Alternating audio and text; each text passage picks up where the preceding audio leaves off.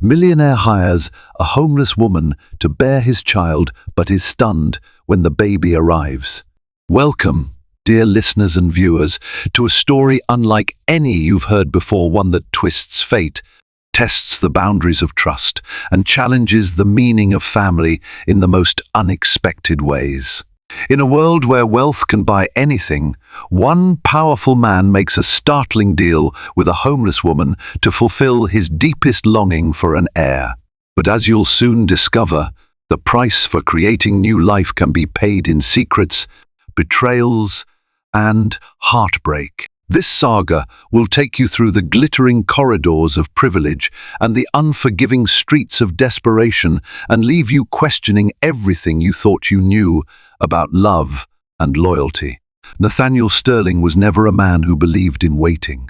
In the city of Chicago, where deals were made over expensive dinners at the top floor of the John Hancock Center, Nathaniel stood out as a decisive powerhouse. His immaculately tailored suits whispered of success, and his presence could hush a room of high society financiers in seconds. With a single call, he could gather an army of lawyers or purchase entire blocks of prime real estate. He wasn't the kind of man who took no for an answer, and he certainly wasn't accustomed to losing. Wealth and influence had come easily to Nathaniel. Born to a prominent family, once known to rub shoulders with the likes of Warren Buffett and Bill Gates, Nathaniel grew up in a world where the pursuit of more money, more reputation, more everything was as natural as breathing. But despite the unwavering confidence that had become his trademark, there was one realm where his power fell short: family. At 38, Nathaniel had built an empire. Yet late at night, an unspoken ache kept him awake, scrolling through gossip columns that loved to plaster the newest wedding pictures of other billionaires, while he silently yearned for something he'd never had: a child. A failed engagement in his late 20s still left a bitter taste. The tabloids gleefully reported it had ended in heartbreak because Nathaniel refused to devote enough time to love. He didn't deny it. Work had always been his mistress, an ever-present force demanding his attention, pressing him for expansions and new deals. But now, something else called to him. Something raw, powerful, and undeniably human. In a gritty corner of Chicago, far from the glitzy penthouses and gilded conference rooms, Ruby Hanson had made an uneasy home under a dilapidated highway overpass. Every day was a battle for survival. Every meal was a victory. She was 26 with anxious blue eyes that seemed older than her years, haunted by regrets, yet fueled by a quiet determination to keep going. If you'd met Ruby 5 years prior, you'd have seen a bright college sophomore majoring in English literature. She was the daughter of a mechanic and a caregiver, living paycheck to paycheck, but dreaming of a better life. Then tragedy struck. Her mother developed a costly illness, and her father was laid off from his job. Ruby dropped out of college to care for her mum, then lost her mother to complications. Next went the apartment. Then came a series of odd jobs that wouldn't pay rent on time, followed by living in a shelter until that too was shut down. Fate, it seemed, had turned its back on her. Ruby spent days wandering the city's underbelly, looking for ways to earn a few bucks. She'd stand in line at soup kitchens, sometimes crossing paths with volunteer programs funded by philanthropic titans, people like the Sterling Foundation. Ironically enough, she tried to avoid trouble despite the constant risk and scrounged for safe corners to rest. Always, she told herself, tomorrow might be the day it all changes.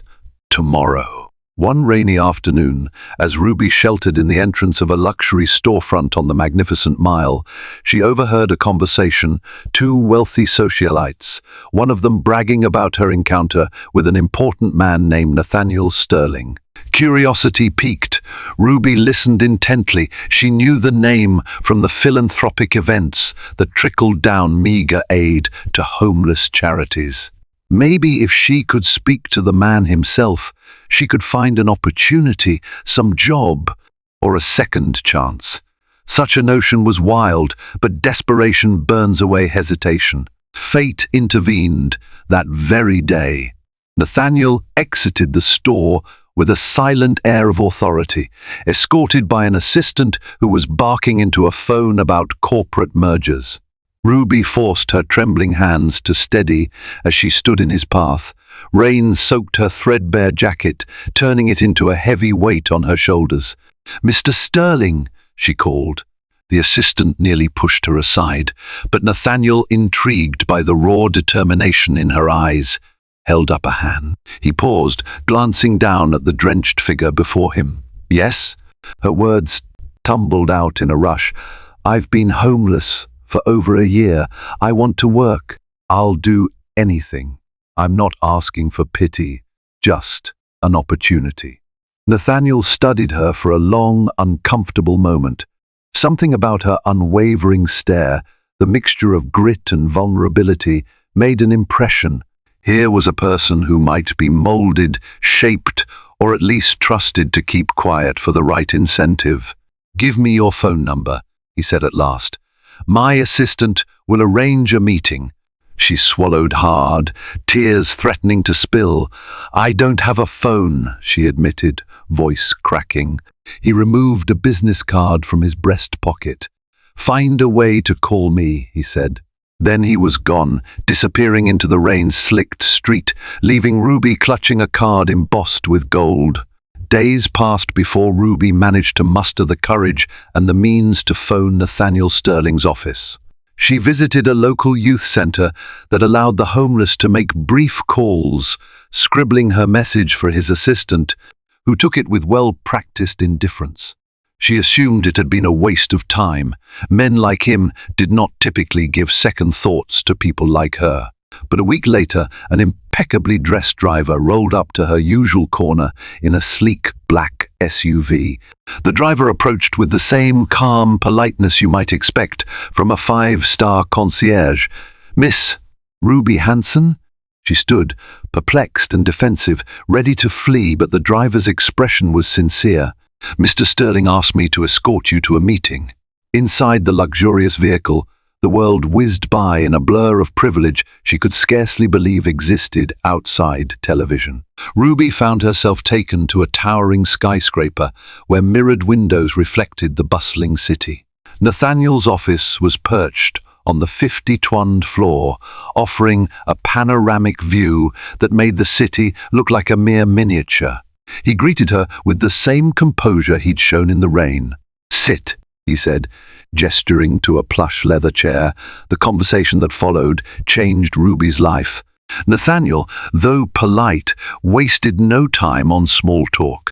He spoke of his desire for a child, how the typical roots, marriage, surrogacy agencies didn't fit his timeline or his need for absolute discretion. Surrogacy laws could be complicated and messy, especially for a man who guarded his privacy as jealously as he did. He explained that he'd considered countless options, but none seemed flexible enough. "Why me?" Ruby asked, voice quavering with disbelief. "There are 100 other wealthy women who'd love to have your child." Nathaniel nodded, acknowledging the truth of her statement. "Because you have nothing to lose," he said, a clinical edge to his tone, "and I'm willing to pay you a fortune." He named a figure that made Ruby's eyes widen. Enough to buy a home, no, multiple homes, and still have a tidy sum left over to restart her life. The conditions: she must sign non-disclosure agreements, live under his roof during the pregnancy for regular medical supervision, and remain discreet. Once she gave birth, the baby would be his, and she would be free to leave with the agreed-upon compensation. Ruby's first instinct was outrage. What kind of man was this, to treat motherhood like a transaction, but the alternative, sleeping on freezing sidewalks, begging for menial jobs, slowly chipped at her indignation. This was a chance at a brand new life, an escape from destitution so complete it felt like a cruel fantasy. She asked for time. Nathaniel gave her 24 hours, no more. When she returned to the homeless shelter that night, she could barely sleep. Morality and survival battled in her mind. By morning, survival won. She called Nathaniel's assistant and accepted the deal. Ruby was whisked to Nathaniel's mansion on the outskirts of Chicago, a palatial estate with sprawling gardens, staff in starched uniforms, and an air of quiet efficiency. The moment she stepped inside, she felt like a trespasser in a forbidden dream. A personal suite was prepared for her, with a canopied bed, warm rugs, and a closet already stocked with new clothes. Nathaniel's attorney, a tight-lipped man named Gerald Morrison, presented her with documents so thick they might as well have been novels. Ruby read what she could, but the legalese was impenetrable. "It's simply to ensure your medical needs are covered," the lawyer explained, "and, of course, Mr. Sterling's interests." With her hands shaking, she signed. The next weeks passed in a surreal haze of medical tests and consultations. Nathaniel's private doctor, Dr. Simone Kaufman, renowned for her discretion, having once attended to a certain unnamed royal family, oversaw the process. Hormone treatments, embryo implantation, everything was handled with the utmost secrecy. Ruby's entire existence became about fulfilling her part in this arrangement. At first, the staff mostly avoided her, barely making eye contact beyond polite greetings. She sensed they found her presence puzzling or even distasteful. But a few of them, especially an older housekeeper named Linda, took pity on her loneliness. Linda would bring hot tea and ask gentle questions about how Ruby was feeling. It was the closest thing to warmth she had experienced in a long time. Meanwhile, Nathaniel was an elusive figure in his own household. He traveled incessantly for business. When he was home, he was polite but distant. All talk revolved around the pregnancy. He'd inquire about her health, the baby's progress, then vanish into his study. Ruby, feeling the weight of her decision, wondered if she was more an asset than a person to him. 3 months into the pregnancy, an unexpected development shattered the rigid, business-like arrangement. Ruby's morning sickness was severe, and one day she fainted while walking through the garden. She awoke hours later in a private clinic with a surprisingly anxious Nathaniel at her bedside. He was holding her hand, something she never would have imagined. His face showed genuine concern, vulnerability that she hadn't seen before. "I heard you collapsed," he said quietly. "They said it was acute dehydration and some complications, but Dr. Kaufman assured me you'd recover." Ruby, still groggy, marveled at the gentleness in his voice. This was not the cold negotiator she knew. In that moment, she caught a glimpse of the man he might be beneath the layers of wealth and control. For the first time, Nathaniel allowed himself to sit by her side, not as a boss or a benefactor, but as a worried father-to-be. During the week of her recovery, he visited daily, bringing carefully selected fruit baskets, magazines, and freshly cut flowers from the estate's greenhouse. His presence soothed her frayed nerves, and for a while they talked not about contracts or lawyers, but about simpler things. She shared that she once had a passion for reading and writing. He confessed that he'd always wanted a normal, loving home, something his own parents never provided. A subtle tenderness blossomed between them, unspoken but present. As the pregnancy progressed, the media began to sense that something unusual was happening in the Sterling household. Paparazzi staked out near the gates, snapping photos of any female visitor. Gossip columns churned with speculation. Did Nathaniel have a secret fiancée? Was an elopement on the horizon? Nathaniel's PR team worked overtime to keep rumors at bay, but the tension was palpable. At night, Ruby would lie awake, worried that she'd bring scandal upon him and upon herself if the truth ever leaked. More than once, she questioned if she should flee. But where would she go? She'd signed away her silence, and besides, this child's future was intricately tied to his. One night, Ruby overheard a tense phone call. From the hallway, she could hear Nathaniel's clipped words, "Keep them at bay." I don't care what it costs. No one is to know about the mother. Anger rose in her throat. She understood he wanted privacy, but the cold, controlling tone reminded her exactly how precarious her situation remained. 6 months in, Ruby felt her baby kick for the first time. The sensation awakened a fierce maternal instinct she never anticipated. This wasn't just a transaction anymore, this was her child, even if she had promised to give him away. Fear and joy mingled in her chest like warring storms. She began journaling each night, recording the pregnancy's milestones, uncertain if she'd ever be able to share them with anyone. Amid these emotional battles, Nathaniel became more present. He cancelled a business trip to Asia to attend an ultrasound appointment. He placed a hand on Ruby's belly, and for the first time, the baby's faint movements pressed against his palm. His eyes lit up like a child glimpsing Christmas morning. In that instant, their gazes locked, and an unspoken current passed between them.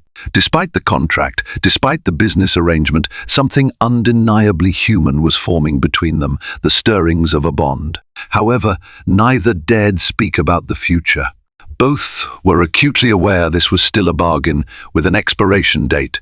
As Ruby neared her 7th month, ominous shadows darkened the estate. During a routine check, Dr. Kaufman discovered some irregularities in the fetal heartbeat. Concerned for both mother and baby, she ordered strict bed rest.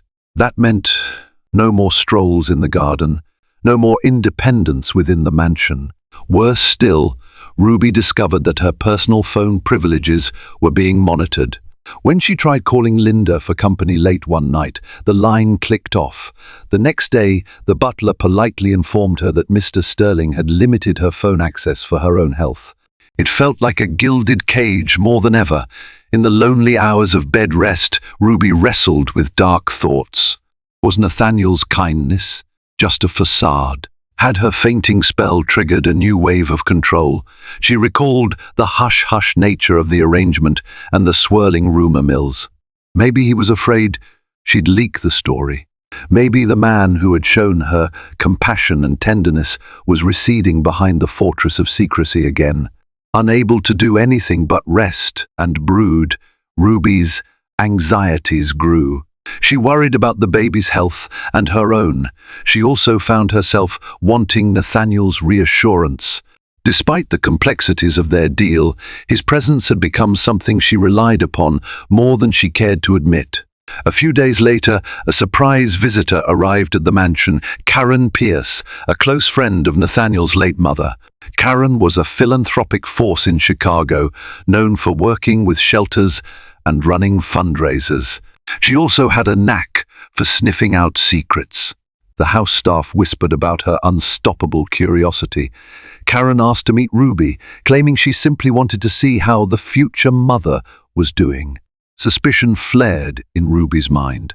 She had no idea if Karen knew the truth of the surrogacy arrangement. As they spoke over herbal tea, Karen's kind eyes seemed to see right through Ruby's veneer. "Don't worry," Karen said softly, noticing Ruby's discomfort. "I'm only here to help if I can. Nathaniel is a good man, but he's not invulnerable to making mistakes. He's told me about his arrangement in part." Ruby's heart pounded. She had been certain the arrangement was a secret, but apparently Nathaniel trusted Karen enough to share some details. Or maybe Karen had found out on her own. She was known to be cunningly perceptive. "Your health is paramount," Karen continued. "If you need anything, and I do mean anything, you come to me. And if you ever feel you're being unfairly treated, please tell me. Nathaniel is not a monster, but sometimes he forgets that not everyone can live on negotiation alone." Karen's empathy was a balm for Ruby's frayed nerves. For the first time, she felt like she wasn't entirely alone in this labyrinth of power and secrecy. As Ruby entered her 8th month, her condition became precarious. Dr. Kaufman worried about preeclampsia, an elevated blood pressure condition that could endanger both mother and child. The staff prepared a room in the mansion specifically for emergency medical intervention. Nathaniel hovered more than ever, constantly checking in, though his presence was strained. Then came the night everything changed. A vicious thunderstorm raged over Chicago, the sky unleashing torrents of rain. Ruby awoke to searing pain. Her vision blurred, her body trembling with feverish chills. She screamed for help, and Linda rushed to her side. Nathaniel, clad in a hastily thrown-on shirt, appeared moments later, eyes wild with panic. Dr. Kaufman was called immediately, but the storm had knocked out power lines in the area. While the estate's generators kicked in for lighting, the roads to the hospital were treacherous, partially flooded. Time was short, the baby dangerously close to coming early. With staff scrambling and the phone lines crackling, Dr. Kaufman's panicked voice came through. "I'm on my way, but it could take me at least an hour. We need an ambulance there, but I'm not sure how quickly they can get through the storm." Nathaniel and Linda had no choice but to prepare for an emergency delivery right there. Ruby's contractions came relentlessly, each wave of pain stealing her breath. Fear lanced through Nathaniel's eyes. This was not part of the carefully orchestrated plan. Ruby clung to his hand as if it was the only solid thing in a spinning world. Time blurred. Pain crashed over Ruby in unrelenting waves. The mansion staff, more accustomed to serving gourmet meals and polishing silver, rushed to gather supplies, clean towels, hot water, antiseptic, anything to simulate a makeshift delivery room. The butler, his stoic composure rattled, held Ruby's shoulders while Linda tried to calm her breathing. Nathaniel's face was ashen. He knelt by the bed, allowing her to grip his hand so tightly she left crescent marks on his skin. Panic warred with an almost primal sense of duty in his eyes. Finally, a paramedic crew managed to break through the storm. Together with them, Dr. Kaufman arrived, drenched but resolute. She examined Ruby quickly. "We have to do this now," she said. "There's no time to get her to the hospital safely. She's fully dilated, and her blood pressure is dangerously high." The howling wind and flashes of lightning provided a dramatic backdrop. With each contraction, Ruby felt as if her body might break. Nathaniel whispered urgent encouragements, his voice trembling. "You can do this. Just breathe." After what felt like an eternity, a piercing cry tore through the thunder. The baby's wail. Relief and awe coursed through the room. Linda gasped, tears streaming down her cheeks. Nathaniel looked stunned, as if he had just witnessed a miracle. Dr. Kaufman raised the child, blinking away tears of her own. "It's a boy," she said quietly. But then came the moment that changed everything. As Dr. Kaufman swaddled the infant and placed him in Nathaniel's arms, the color drained from Nathaniel's face. Confusion flashed in his eyes. He looked at the baby, then at Ruby, then back again, as if trying to piece together a puzzle that wouldn't fit. Ruby, weak and drenched in sweat, noticed the expression. She tried to speak, but the world started spinning, exhaustion pulling her under. She caught snippets of the ensuing chaos. Dr. Kaufman's sharp tone, "We'll need genetic testing to confirm." Nathaniel's voice wavering, "This can't be right." The baby's appearance bore a trait neither Ruby nor Nathaniel possessed. A swirl of auburn curls crowned his tiny head. But more strikingly, the baby's skin was noticeably darker than Nathaniel's pale complexion or Ruby's fair tone. The staff stared in stunned silence, uncertain what it meant, but sensing the magnitude of the moment.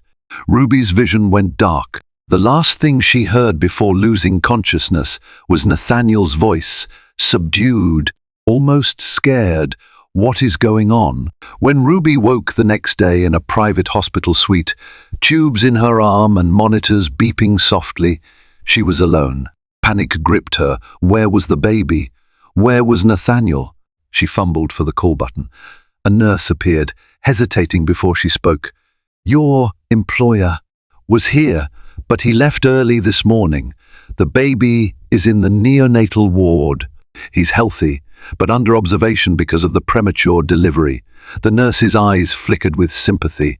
Minutes later, Dr. Kaufman entered, looking exhausted. Ruby had 1,000 questions, but Dr. Kaufman spoke first. "We ran a preliminary genetic test," she said carefully. Nathaniel insisted. "The baby's paternal markers don't match his." The words struck like a hammer. Ruby's heart thumped wildly in her chest. That was impossible. She had not been with another man. The entire arrangement from embryo implantation was carefully orchestrated, unless a horrifying possibility reared its head that the embryo was never Nathaniel's to begin with, or that the in vitro fertilization had gone awry. But how? Dr. Kaufman quickly explained a theory, a potential lab mix-up at the fertility clinic. Instead of using Nathaniel's sample, they might have used someone else's. Such mistakes were incredibly rare, but not unheard of. The baby's appearance and the genetics seemed to confirm that an error had indeed taken place. Shock, disbelief, guilt, and fear all churned in Ruby's mind. Her child was not Nathaniel's heir. What did that mean for the contract? For the child's future? For her own fate? Just then, the door burst open. Nathaniel walked in, his face cold and controlled. Behind him trailed Gerald Morrison, the lawyer. Morrison held a folder of legal documents like a weapon. Ruby braced herself as Nathaniel spoke with calculated calm. "Our contract is void. You've given birth to a child that isn't mine, one that my resources paid for. I don't know how this happened, but I will get to the bottom of it." He glanced at Dr. Kaufman, who lowered her gaze in shame. "In the meantime, I want you both out of my life." Ruby felt as if the ground had opened beneath her. Her entire world was unraveling. This was her baby, one she had carried, nurtured, felt kick inside her. But the father, the man who had promised a safe future for the child, was disowning him in front of her eyes. Despite Dr. Kaufman's pleas for compassion, explaining the likely laboratory error, Nathaniel insisted. "I've spent a fortune," he seethed. "My name, my privacy, my entire reputation were on the line for this arrangement. I wanted a child of my own blood." Ruby, tears burning her eyes, asked in a broken voice, "What about the baby?" "He's innocent." Nathaniel hesitated, flicking a tortured look at the closed incubator in the nursery next door. For a brief moment, the paternal longing in his eyes struggled with his anger and sense of betrayal. Then he hardened once more. "That's not my child," he repeated. The legal ramifications loomed. Morrison pressed more documents into Ruby's hand. "Sign these," he demanded. "They release Mr. Sterling from any parental responsibility. In return, you'll receive a smaller settlement. Enough to help you care for the child, but far less than originally agreed." Ruby looked at the figure. It was substantial, but nowhere near the life-changing amount she was promised. She felt an urge to fling the papers across the room. But how could she fight a man with near limitless resources? Worse, she was no longer just thinking about herself. She had a baby, her baby, and that baby needed security. Dr. Kaufman tried to defend Ruby. This was not her fault. She insisted to Nathaniel. "You have to believe that." Nathaniel stared at Ruby, silent. The memory of their tender moments, her fainting spell in the garden, the times he placed a hand on her belly flashed in her mind. She silently begged him to see reason, but he turned away. Despite his anger, Nathaniel wasn't quite the monster he tried to be in that moment. Over the following week, as the baby remained in the neonatal unit, he found himself creeping back late at night to see the child. He'd stand outside the glass, watching the tiny body wriggle, a swirl of auburn hair shining under the fluorescent lights. He asked Dr. Kaufman about the baby's health, about how soon the child could go home. Each time, she reminded him that legally he had disavowed the baby. Yet something about the infant's vulnerability tugged at the corners of Nathaniel's conscience. Perhaps it was guilt, or perhaps a lingering paternal instinct, but it refused to vanish. Meanwhile, Ruby refused to sign the new agreement. She told Morrison she needed time. Legally, she was free to keep the child with or without signing. But Nathaniel's team threatened a lawsuit if she tried to pin any paternal claim on him. Confusion tormented Ruby. She hadn't asked for any of this, for an IVF mix-up, for heartbreak, for this precarious limbo. But one thing she knew, she wasn't leaving her son behind. If Nathaniel wanted to walk away, so be it. She would protect her child with or without his help. Ruby found an unexpected ally in Karen Pierce. Outraged by the clinic mix-up, Karen helped investigate the fertility lab. Evidence soon surfaced. Multiple families had been affected by erroneous sample handling. Karen urged Ruby to consider legal action against the clinic. For once, the news was on Ruby's side. If she sued, she might secure a settlement that could provide a comfortable life for her child. But Ruby hesitated.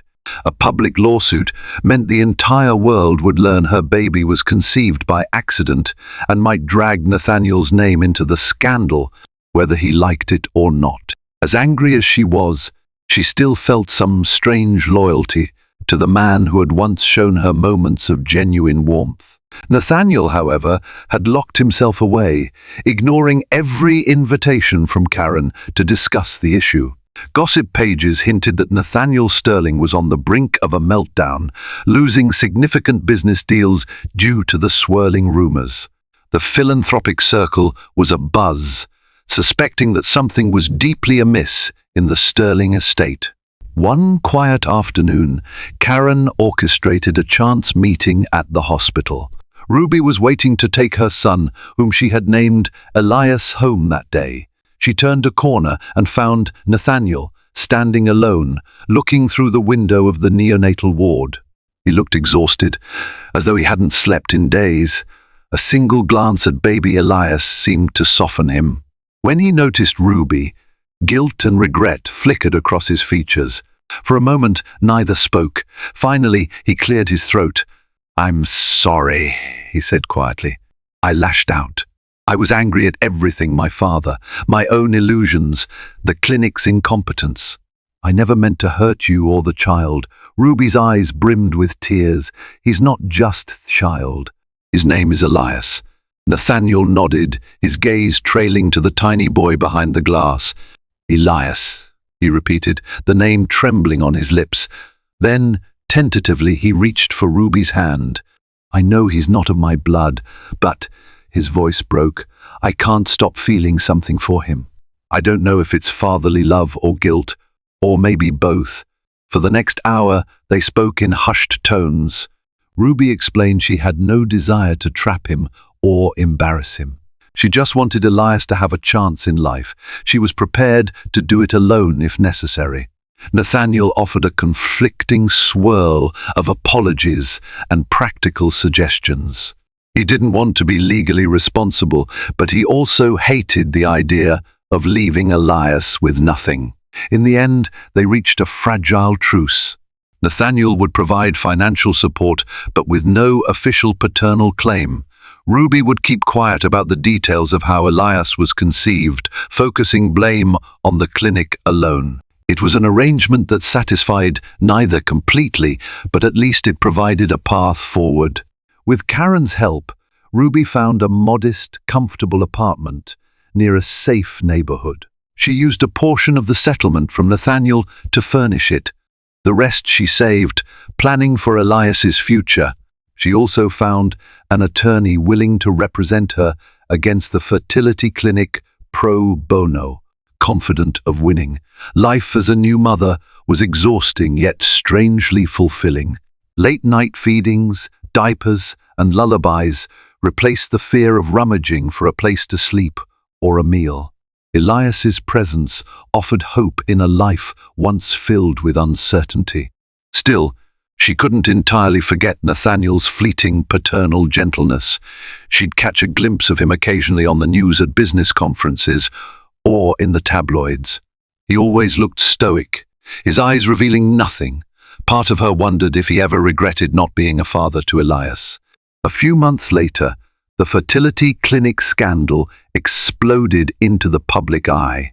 Multiple families revealed their children had been implanted with the wrong embryos. Lawsuits stacked up, investigators swarmed the lab, and heads rolled. Ruby's legal case became one among many, but the evidence was overwhelming. A major settlement was imminent.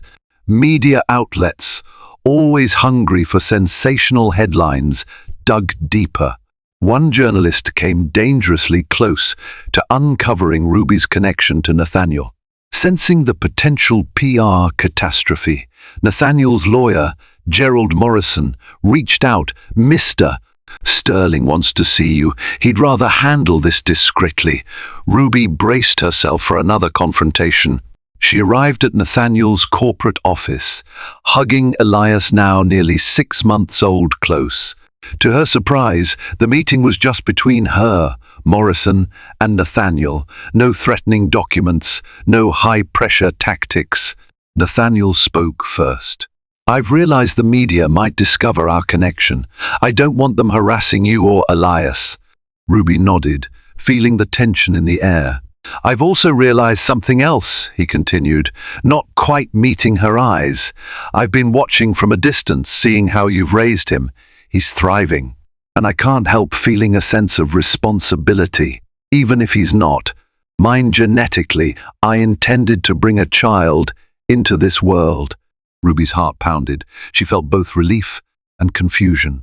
For months, she had accepted that Nathaniel was essentially an onlooker to Elias's life.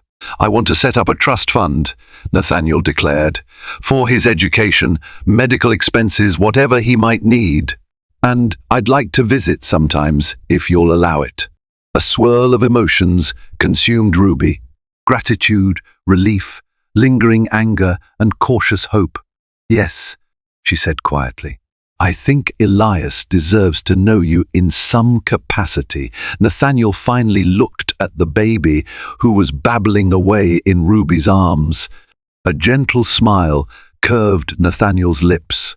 Ruby could almost see the man he might have been had the lab not made its fateful error. Perhaps the paternal spark remained, even if it was tempered by reality. By the time Elias turned 1, the fertility clinic had settled the lawsuits, paying out millions to affected families. Ruby received a substantial sum, which she placed in a trust for Elias.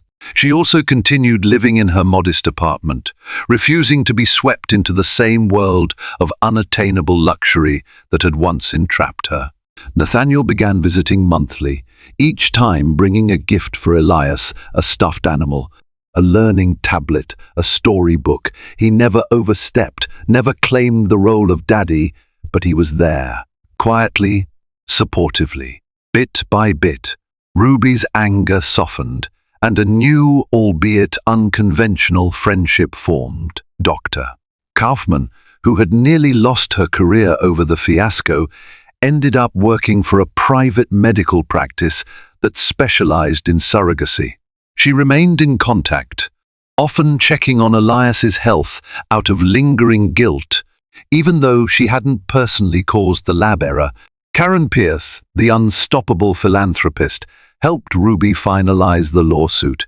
She also encouraged Ruby to go back to school, offering to watch Elias if Ruby wanted to attend night classes. Finally, Ruby enrolled in an online program for social work, her experience pushing her to help women in similar, precarious situations. One day, a letter arrived. An affluent couple from Texas, Harriet and Leon Richardson, had discovered that their embryo was the one mistakenly implanted into Ruby. Legally, they had no claim to Elias now, but the news had shaken them. For years, they'd been told no viable embryos were left in storage. Harriet had given up on having a biological child. Now they learned their child genetically existed out in the world. An emotional phone call ensued.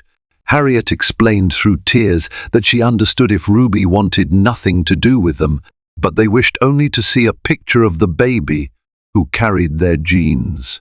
Ruby's initial reaction was protective. Elias was her son, no matter whose DNA ran through his veins. But after some soul-searching, she agreed to send a photo and possibly arrange a visit down the line when Elias was older and could understand. Harriet wept with gratitude over the phone. Another layer of complexity was added to an already tangled situation, but Ruby faced it with a new sense of calm. Life had taught her resilience. As the seasons passed, a tenuous but beautiful network formed around Elias. Ruby was the steadfast mother who adored him. Nathaniel was the devoted benefactor turned uncle figure who popped in and out, still grappling with regrets, but determined to do right by Elias. The Richardsons were distant well-wishers, grateful that their biological child was safe, healthy, and deeply loved. What started as a transaction had blossomed into a mosaic of complicated relationships. And in the midst of it all, Elias thrived. He babbled his first words, tottered his first steps, each milestone witnessed by a crowd of people whose roles defied simple definition. Ruby found joy in small things, reading bedtime stories to Elias, finishing her college assignments, and volunteering at a homeless shelter on weekends, determined to help others who were once in her shoes. Nathaniel, surprisingly, softened through the experience. The scandal had threatened to end his career, but his ruthless business acumen pulled him through. He stepped down from certain high-pressure leadership roles, choosing instead to focus on philanthropic ventures. The world was stunned to see the famously cold billionaire championing support programs for homeless mothers and underfunded clinics. Tabloids speculated that fatherhood, however unconventional, had changed him. By Elias's second birthday, Nathaniel hosted a small celebration at his mansion. Ruby hesitated at first, mindful of the painful memories tied to that place. But for Elias's sake, she agreed. The once intimidating halls now felt different. Linda greeted Ruby and Elias with a tearful smile, bundling them inside. The staff had decorated the grand foyer with streamers and balloons. A toddler's laughter echoed in a place designed for hushed grandeur. Nathaniel watched the scene with a wistful grin, kneeling down as Elias toddled toward him. The little boy reached for Nathaniel's hand, and Nathaniel lifted him gently, a smile lighting his face. For a moment, Ruby was struck by how natural they looked together. Different worlds, joined by a child who had brought them all to face the rawest parts of themselves. After the cake was cut and the presents were opened, Ruby found herself alone in the library, gazing at the painting of Nathaniel's parents. She remembered the first time she had walked these halls, feeling like a stray cat in a palace. Now she felt a sense of belonging, albeit fragile and constantly evolving. Nathaniel approached quietly. "Thank you for coming," he said softly.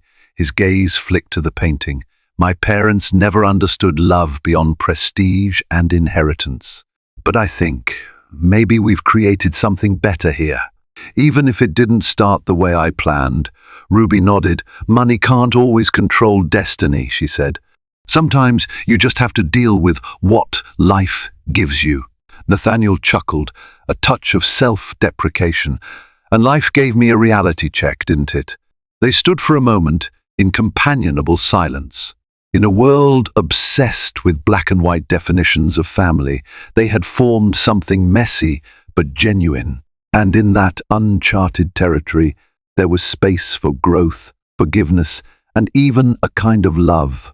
What began as a cold, calculated deal between a powerful billionaire and a desperate homeless woman transformed into a life-altering journey that none of them could have foreseen. In the end, both discovered that real family isn't always defined by blood. It can be born from compassion, shared adversity, and a willingness to grow. Baby Elias, conceived through a tragic mix-up, became the thread that stitched their fates together, teaching them that the bonds we forge through the storms of life can be as strong as those written in our DNA. Thank you for joining us on this roller coaster tale of heartbreak, hope, and redemption. If you found yourself inspired or moved by Nathaniel and Ruby's story, please remember to like, share, and subscribe to our channel. Share it with friends who love a good real-life drama and help us continue bringing you more stories that stir the heart and ignite the imagination. We appreciate your support.